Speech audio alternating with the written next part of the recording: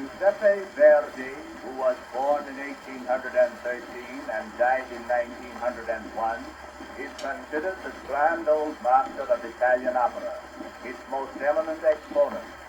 His style, like most composers, changed as he grew older and more experienced, but all his work seems almost equally popular and beloved by everyone.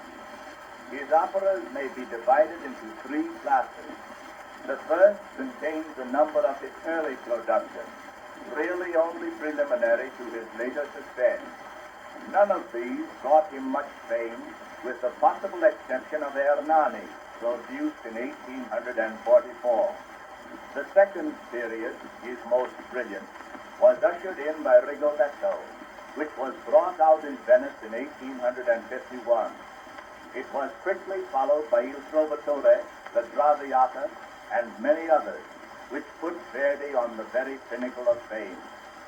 The third period may be said to start with La Forza del Destino, in which he began a transition to a richer and more elaborate style of orchestration and harmony, which attained a very marked development in Aida, written for the Khedive of Egypt and first performed at Cairo in 1871.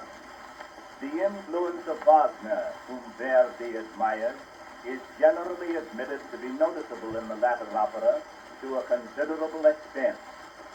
Rigoletto, adapted from Victor Hugo's drama, A King Amuses Himself, is a rather repulsive story, but it has great melodramatic possibilities.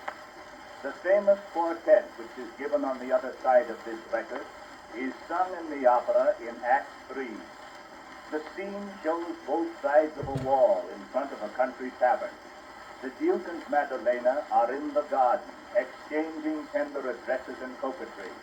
While listening to them outside the wall stand Rigoletto, the court jester, and his daughter Gilda, who has been betrayed by the Duke.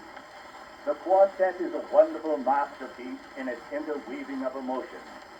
The tender love-making of the pair in the garden, the heart-broken sobs of Gilda, and the awful cries of vengeance of her father are combined with the hand of genius, which makes this one of the most wonderful operatic pieces ever written. The four artists who sing the quartet for us here are all leaders in the operatic and concert world. Alice Verlet, the Belgian soprano, is perhaps best known abroad. In Brussels, Paris, and London, she has achieved many triumphs, for her voice is without question one of the finest possessed by any living singer.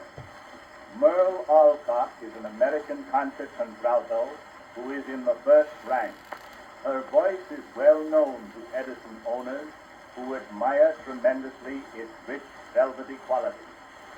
Gulio Cicolini is rapidly becoming acknowledged the world over as one of the greatest Italian operatic tenors. Nothing can stop him from attaining that very pinnacle of fame. Arthur Middleton is a member of the Metropolitan Opera Company.